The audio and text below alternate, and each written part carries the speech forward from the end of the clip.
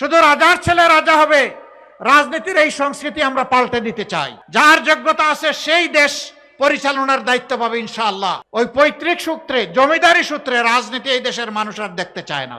আমাদের সমাজের একটা বিপুল সংখ্যক শিশু, তারা শিক্ষার আলো থেকে একেবারেই বঞ্চিত। তার মা পেটের ভাত যোগান দিতে পারে না, ওরা শিক্ষা দিবে কিভাবে? সে কি দেশের নাগরিক নয়? সরকারের কোনো দায়িত্ব নেই? সেই লোকগুলা যখন শিক্ষা পায় না, অনাদরে, অবহেলায়, অযত্নে বড় হয়, তখন তাদের মনের মধ্যে দ্রোহের আগুন জ্বলে উঠে। আমি কি এই সমাজের কেউ নই? এই সমাজ আমাকে এইরকম অন্ধকারে ফেলে দিল কেন? তার মনে তখন প্রতিরোধ স্পৃহা জাগ্রত হয়, তখন বিভিন্ন ধরনের অপরাধ কর্মকাণ্ডে সে জড়িয়ে পড়ে। এর জন্য আমার ওই অবুঝ শিশুটি দায়ী নয়, এই জন্য দায়ী সমাজ এবং সরকার, যারা তাদেরকে শিক্ষার আলো থেকে বঞ্চিত করেছে।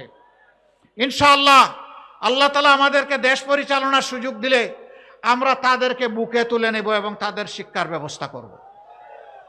তাদের মধ্য থেকে মণিমুক্তা বের হয়ে আসবে, আমরা এটা আশা রাখি।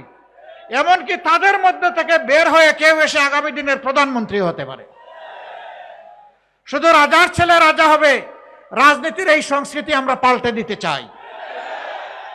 যার যোগ্যতা আছে সেই দেশ পরিচালনার দায়িত্ব পাবে ইনশাআল্লাহ, জনগণের ভালোবাসা এবং সমর্থন নিয়ে। ওই পৈতৃক সূত্রে, জমিদারি সূত্রে রাজনীতি এই দেশের মানুষ আর দেখতে চায় না।